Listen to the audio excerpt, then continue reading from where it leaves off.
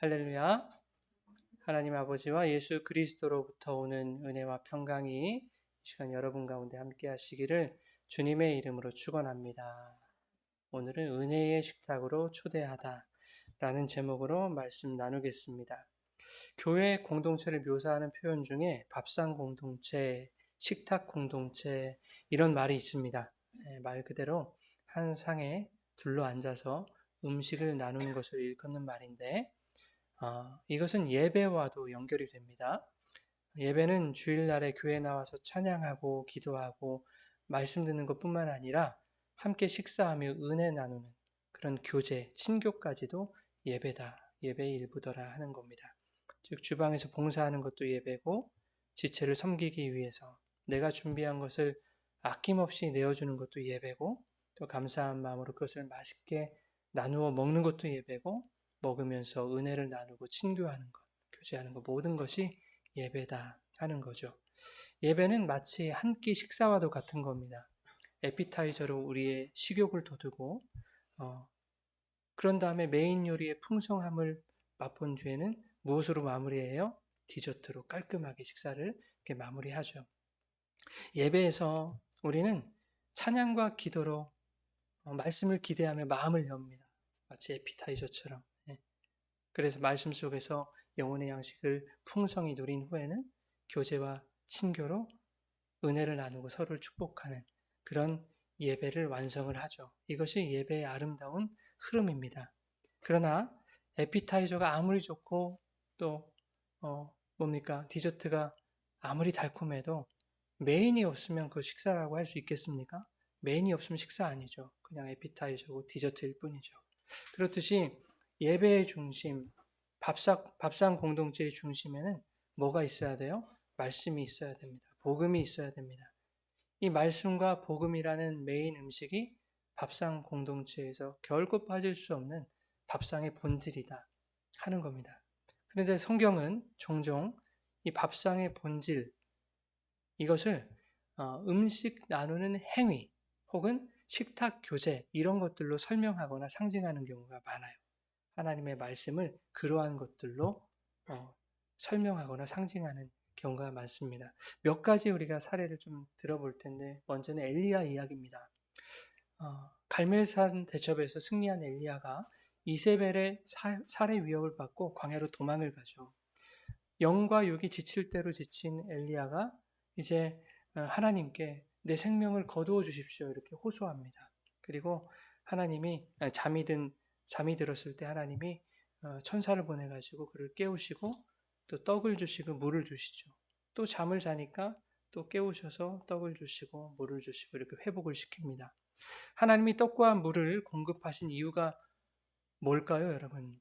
단순히 그의 목숨을 살려주시기 위한 것은 아니었다라고 성경은 말하고 있거든요. 열왕기상 19장에 보면 엘리야가 음식물의 힘에 의지하여 40주 40야를 가서 하나님의 산 호렙에 이르렀다 그래요. 그러니까 떡과 물을 먹이신 목적이 분명해지지 않습니까? 뭐 하게 하시기 위해서?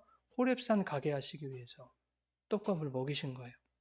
그러면 도대체 하나님은 왜 떡과 물을 먹이신 후에 40일 동안 아무것도 먹이지 않으시고 호렙산을 향해서만 가게 하셨는가?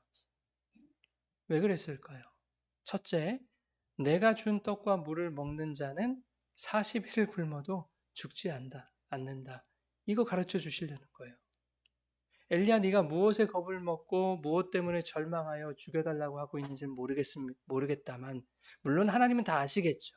내 표현을 하자니 모르겠다만 내 목숨은 내가 주는 양식에 달린 것이지 다른 외부적인 요소가 너를 해할 수 없단다라는 것을 가르쳐 주시는 거예요.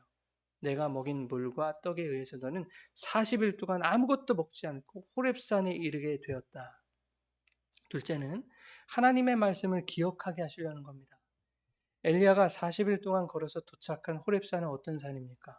과거 모세가 하나님께 율법을 받은 산, 십계명 돌판을 받은 산 아니겠습니까? 그때 하나님이 모세에게 율법을 주실 때 40주야를 아무것도 먹이지도 않으시고 마시지도 않게 하셨단 말이죠. 선지자였던 엘리야가 그 모세의 일화를 모를 리가 없죠. 사람이 떡으로만 사는 것이 아니라 하나님의 말씀으로 살 것이다 한 말씀을 엘리야는 40일 동안 호렙산에 가까이 다가가면서 몸으로 직접 체험했을 것이다 하는 겁니다. 말씀 주신 거예요. 마지막으로 엘리야는 그 산에서 하나님을 만났습니다. 그런데 하나님은 강한 바람 속에도 계시지 않았죠? 강렬한 지진 안에도 하나님 나타나지 않으셨어요. 큰 불 가운데도 하나님은 거기 계시지 않았다. 그런데 무슨 소리가 들려와요? 세미한 소리가 들려오더라. 하나님은 그 호렙산에서 세미한 소리, 세미한 음성으로 만나 주셨다 하는 겁니다. 이 세미한 소리를 히브리어로 콜 데마마 다카라고 하는데 이게 정으로 돌을 쪼는 소리라고 말씀을 드렸죠. 그런데 구약의 어떤 사건에서 이 소리가 들렸습니다. 어떤 사건입니까?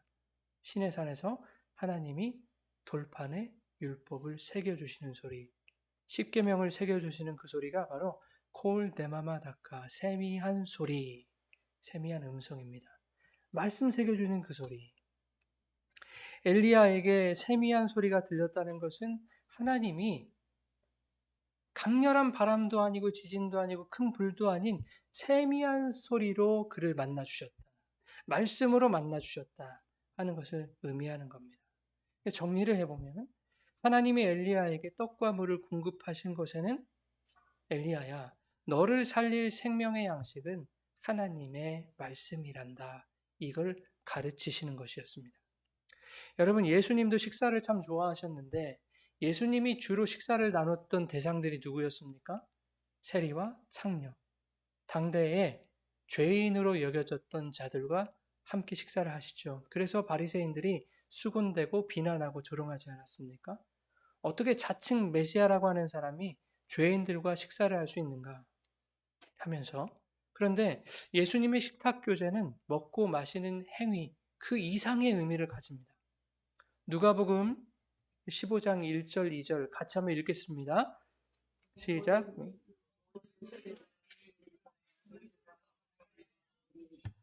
바리새인과 서기관들이 수군거려 이르되 이 사람이 죄인을 영접하고 같이 먹는다 하더라.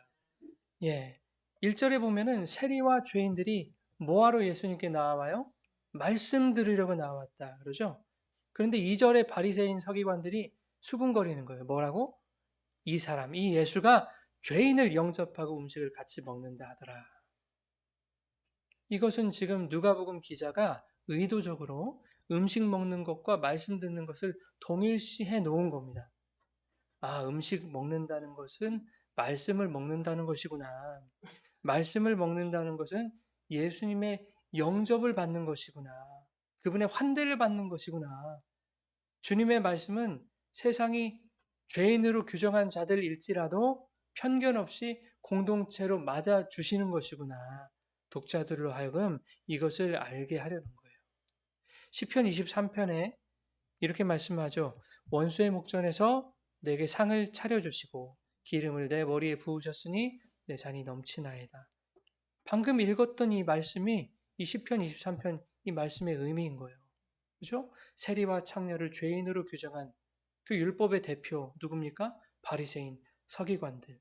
그들의 목전에서 죄인들이 주님과 함께 식탁을 나누고 있는 거죠.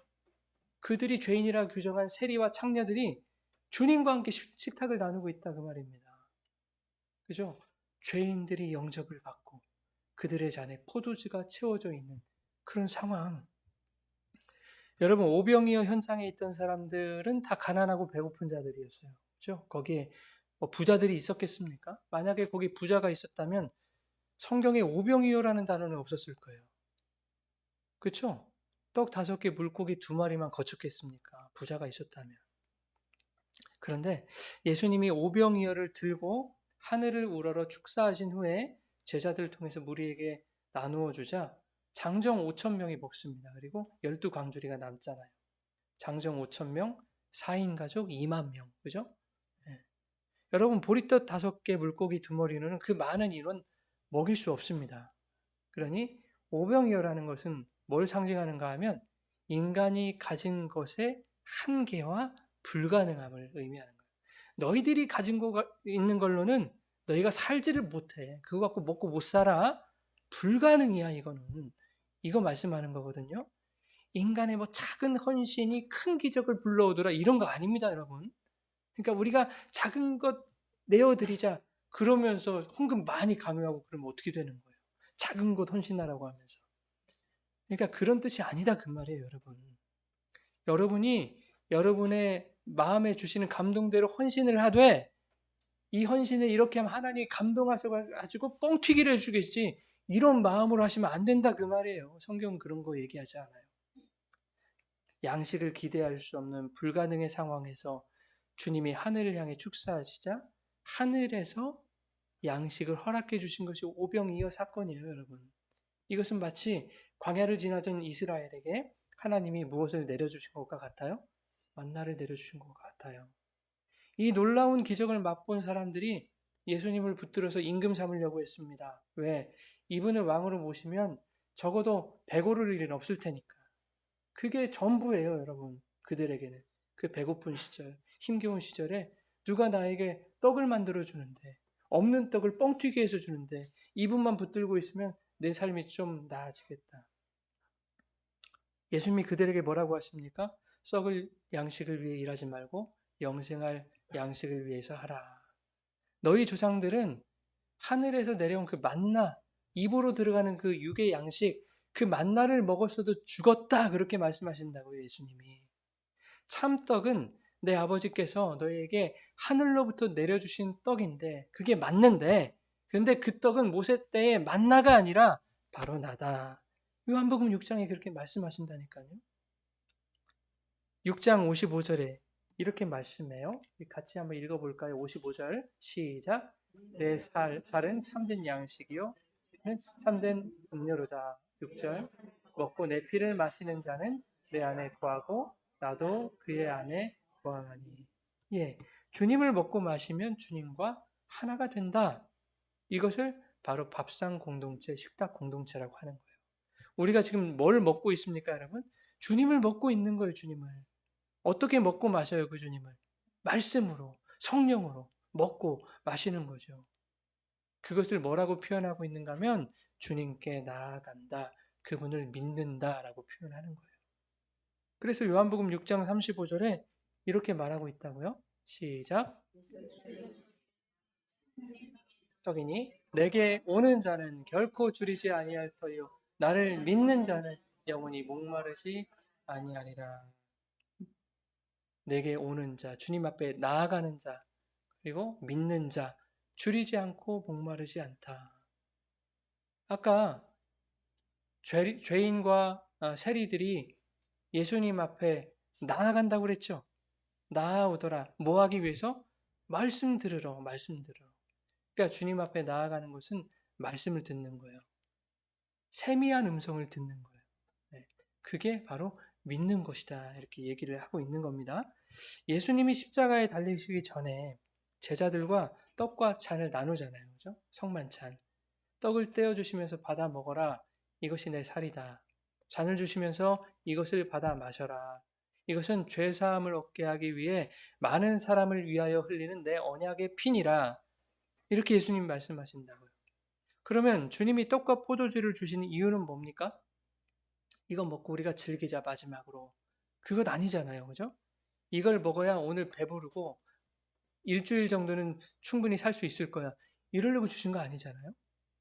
예수께서 자신을 참된 떡과 음료로 주신 것은 죄인들에게 죄사함을 얻게 하려는 하나님의 언약을 완성하시기 위함이라는 거예요. 그래서 그것을 가르쳐 주시는 거예요. 그 복음을 깨달아 구원받게 하시려는 겁니다. 엘리야에게 떡과 물을 주셔서 하나님의 음성을 듣고 회복하게 하신 것처럼. 고린도전서 11장 26절에 성만찬에 대해서 바울이 뭐라고 합니까? 이것을 행하여 나를 기념하여라 하셨으니 예수님이 그렇게 말씀하셨다는 거예요. 바울이 얘기하기로 하셨으니 너희가 이 떡을 먹으며 이 잔을 마실 때마다 주의 죽으심을 그가 오실 때까지 전하는 것이다. 주의 죽으심은 뭐예요? 십자가잖아요. 너희가 이것을 먹고 마심으로 이 십자가를 주님 오실 때까지 전하게 하신 것이다. 이런다니까요.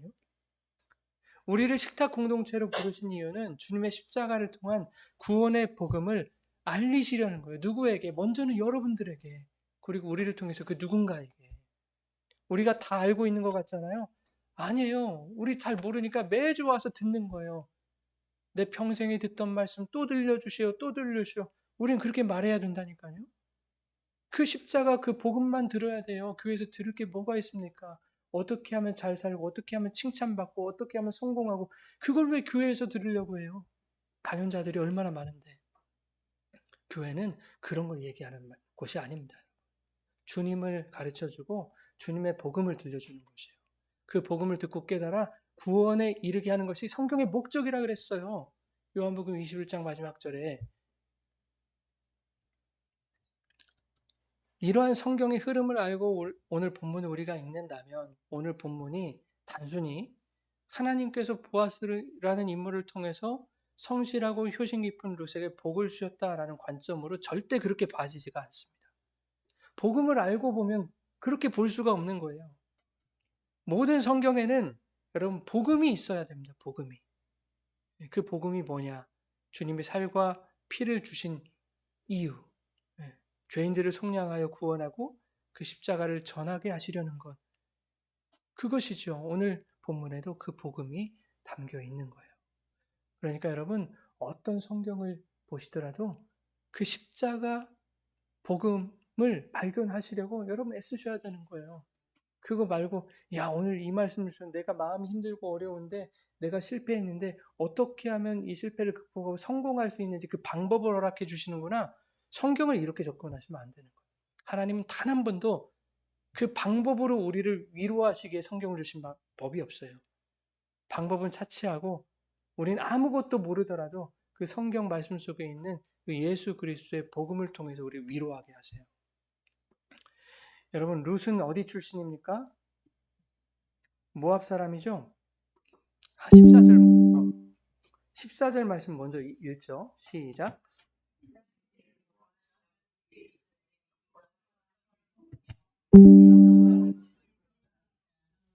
룻이 곡식 빼는 자 곁에 앉으니 그가 볶은 곡식을 주매 룻이 배불리 먹고 남았더라. 예, 지금 룻이 모압 출신이잖아요, 여러분.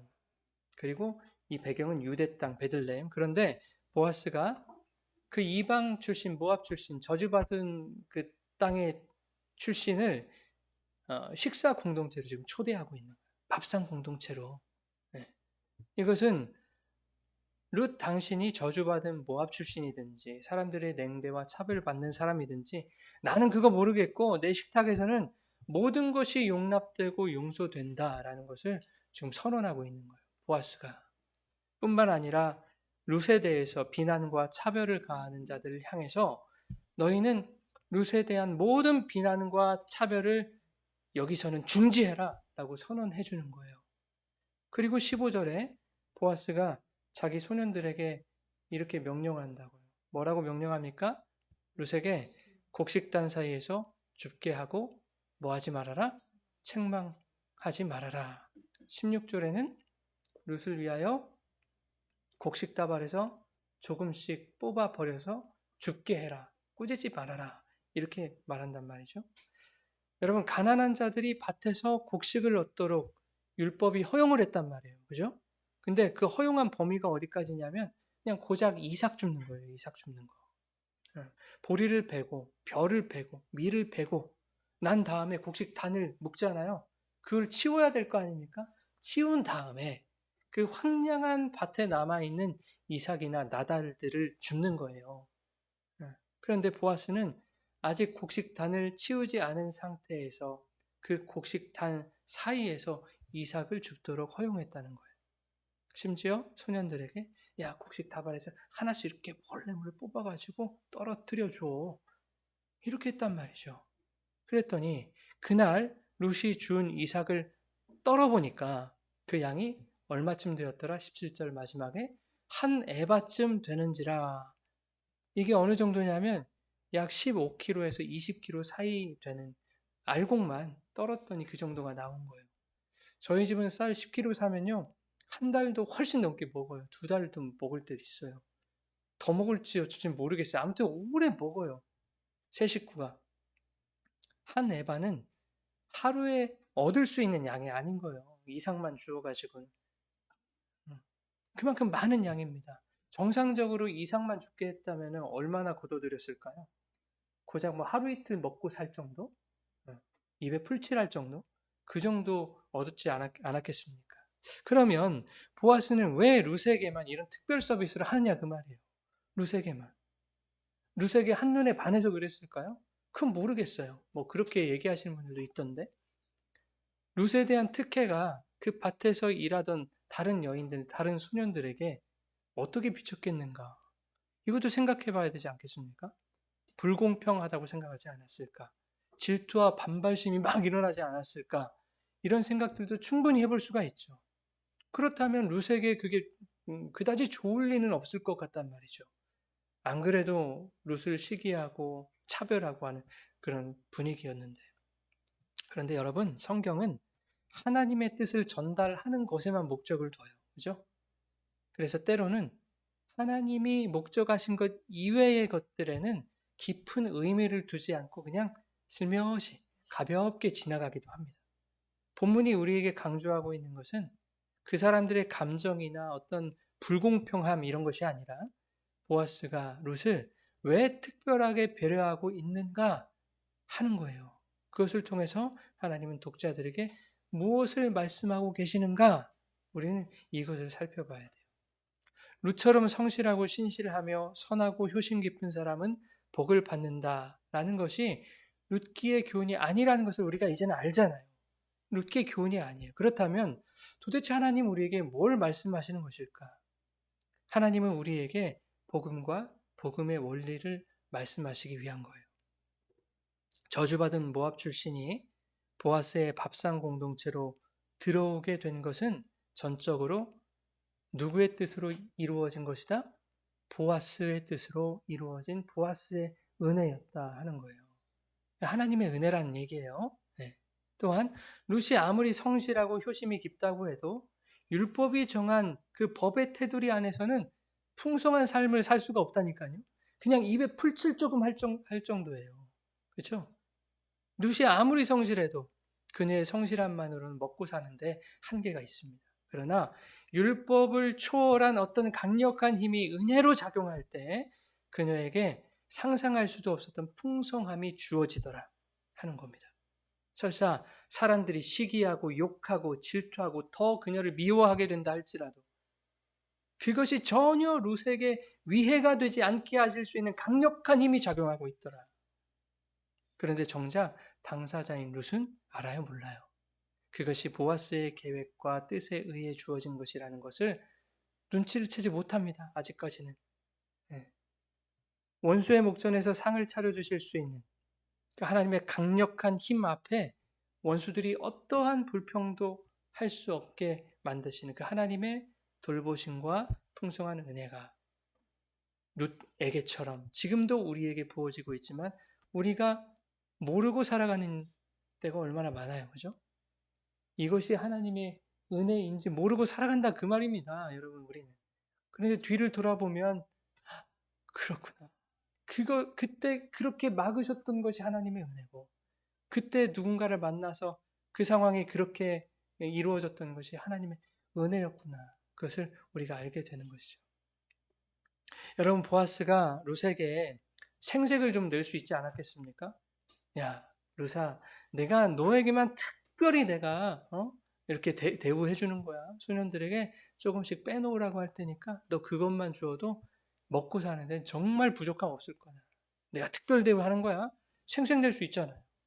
아니, 생색을 낼 거라면 그냥 아예 야, 집에서 나오지 마. 어머니만 보살펴. 내가 배달시켜 줄 테니까 아무 일도 하지 마. 이럴 수 있지 않습니까? 네. 제가 청년 때 유치부 교사를 했는데요.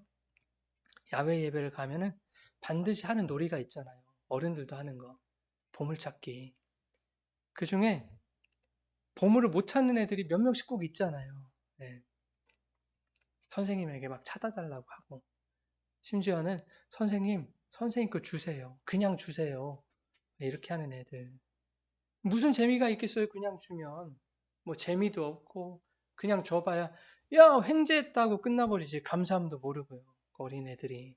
그런데 끝까지 막 열심히 찾으려는 애들이 있어요. 씩씩거리면서 아 나는 왜 없지 나는 왜 없지 그런 애들이 있어요.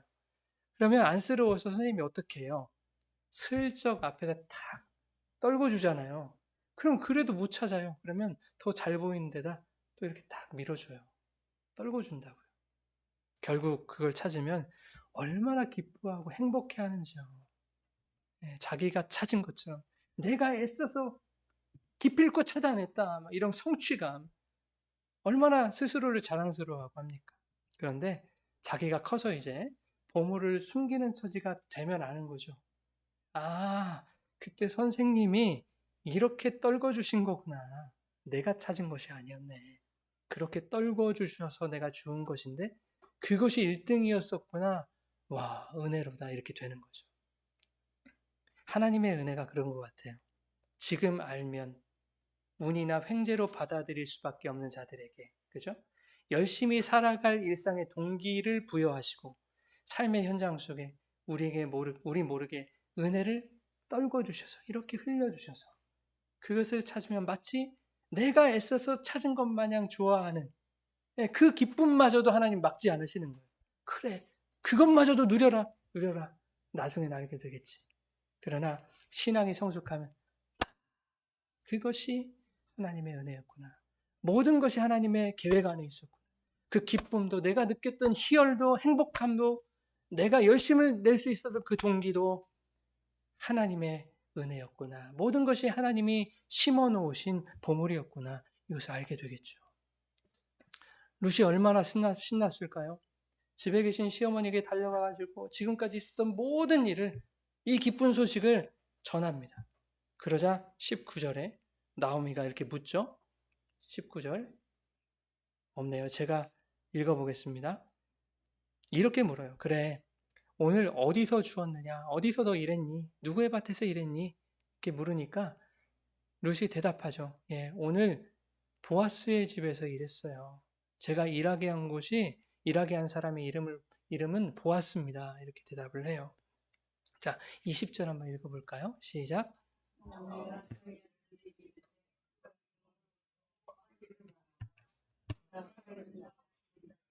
은혜 베풀기를 그치지 아니하도다 하고 나오미가 또 그에게 이르되 사람은 우리와 가까우니 우리 기업을 물을 자 중에 하나이니라 하니라. 아멘. 보아스가 나오미 집안의 기업 물을 자 중에 하나라는 것이 이제 드러났죠. 예, 이름을 들어보니까 나오미는 알죠. 자기 집안 사람이라는 거. 이때까지 룻은 알지 못했어요. 그죠? 보아스가 어떤 사람인을 몰랐어요. 그런데 시어머니의 말을 듣고 보니 아 이제 냄새가 조금씩 나기 시작하네요. 그죠? 나는 보아스에 대해서 몰랐지만 내가 나오미의 며느리라는 것이 이미 온 동네에 퍼져 있었을 거 아니에요. 나오미라는 것을 들었을 때 보아스도 아니 룻이라는 이름을 들었을 때 보아스도 아 우리 집안의 그 며느리구나 라는 걸 알았지 않았을까요? 네, 그 보아스가 나를 선대하고 있었던 것은 아닐까. 이것을 룻이 생각하지 않았을까요? 내가 생각하지 못한 부분까지 보아스의 은혜였음을 그리고 열심히 일하도록 동기를 부여했던 것도 보아스의 계획 안에 있었던 것임을 내가 배부르게 먹고 풍성하게 얻을 수 있었던 그 기쁨과 감사도 보아스에 의한 것이었음을 조금씩 느끼게 되었을 겁니다. 보아스는 기업물을 자 중에 한 사람입니다. 기업물을 자라고 하는 것은 여러 번 말씀을 드렸지만 그 가문의 재산이나 명예를 되찾아주고 또 그 가문의 대를 이어주고 또 때로는 가문의 원수까지도 대신 갚아주는 그런 역할을 했다. 그래서 구약에 보면 피해 보복자 뭐 이런 단어들이 나와요. 우리 가문에 누가 억울하게 죽음을 당하면 그 억울함을 갚아줘야 되는 게 이 고엘 기업물을 자의 역할이었습니다. 그런데 이 히브리어로 이 기업물을 자는 고엘이라고 하는데요. 이것은 속량하다라는 뜻이에요. 속량하다. 속량이라는 건 뭐예요? 몸값을 대신 지불해서 노예 신분에서 풀어주는 거죠. 주인이 있고 노예가 있는데 상관없는 내가 이 주인에게 몸값을 지불하고 이 사람을 내 노예로 삼는 게 아니라 자유롭게 풀어주는 것, 그것을 속량이라고 한다고. 본문에 이 기업물을 자에 대해서 언급하고 있는 것은 보아스가 나오미와 룻 가문의 속량자로 드러나고 있음을 슬슬 보여주고 있는 거예요. 아직은 아니지만 머지않아 그렇게 될 것임을 암시하고 있는 거죠. 그래서 기업물을 짜다라고 말하지 않고 기업물을 짜 중에 하나다 이렇게 말하고 있는 거예요. 그러면 오늘 본문이 우리에게 무엇을 교훈하고 있는가? 이걸 한번 생각해 봐야 됩니다. 우리의 속량자로 오신 예수 그리스도 말씀하고 있는 거예요. 이 기업물을 자를 말하고 있는 것은 율법이 죄인으로 규정해버린 사망의 존재들, 지금도 사탄에게 죄인이라고 참소당하는 우리들을 당신의 밥상 공동체로 초청하신 우리의 고엘 되신 예수 그리스도의 은혜를 떠올려 봐라, 생각해 봐라 라고 오늘 말씀하시는 것 같아요. 자신의 살과 피를 우리에게 참된 양식, 참된 음료로 내어주신 주님의 그 은혜로 말미암아 죄의 종로를 타던 우리에게 참 자유와 풍성한 삶을 허락하셔서 우리가 잃었던 하나님의 형상을 회복시키시고 기대할 수 없었던 하나님 나라의 기업을 되찾게 하신 그리스도의 그 은혜를 발견하라라는 것입니다. 지금도 우리의 삶에 우리도 모르는 자리와 형편 가운데 하나님의 은혜를 흘려주셔서 힘겨운 상황 속에서도 용기를 잃지 않고 성실하게 살게 하시는, 그리고 순간순간 기쁨과 행복을 누리게 하시는 그 주님의 은혜를 발견하고 붙들기를 원하시는 거예요. 사랑하는 여러분, 룻이 알지 못하는 사이에 보아스의 은혜가 이미 그녀의 삶의 전반에 흐르고 있었듯이 지금 우리가 서 있는 자리, 우리의 일상, 그 안에 이미 우리의 고엘이신 예수 그리스도의 은혜가 동일하게 부어지고 있음을 여러분 믿음으로 고백하시기를 바랍니다. 세상이 비난하고 또 손가락질하는 그런 교회의 현실이지만 우리를 구속하시기 위해 십자가에서 찢기신 그 살과 흘리신 보혈이 우리의 삶을 구원으로 또 풍성한 삶으로 인도하고 계심을 우리가 확신하며 더욱 말씀을 사모함으로 주님 곁으로 나아가시는 여러분들의 삶이 되기를 바랍니다. 하나님은 오늘도 여러분의 삶의 자리에 은혜의 곡식을 떨궈 주실 거예요, 여러분. 우린 모르지만 그것을 하나하나 찾아가는 것, 그런 하루하루가 여러분 믿음의 여정인 것 같습니다. 그런 감사가 여러분들 가운데 고백되기를 바랍니다. 예전엔 몰랐는데 그게 다 하나님의 계획 안에 있었고 하나님이 떨궈 주신 은혜였군요. 모든 것이 감사입니다. 은혜입니다. 이렇게 고백할 수 있는 삶이 되기를 바랍니다. 꼭 지금 나의 삶이 척박하고 힘겹게 느껴진다면 룻이 그랬던 것처럼 고난의 현실 속에서도 한 줌의 이삭을 줍는 그 성실함으로 여러분 살아가시기 바랍니다. 그 길 끝에 반드시 이 모든 것이 하나님의 은혜임을 고백하게 되는 그 감격을 우리에게 허락해 주실 것입니다. 주님이 차려놓으신 인생이라는 은혜의 식탁에서 그분의 말씀을 먹고 은혜를 마시는 신실한 주님의 사람들로 살아가시기를 예수님의 이름으로 축원합니다. 아멘. 우리 찬양하고 기도하겠습니다.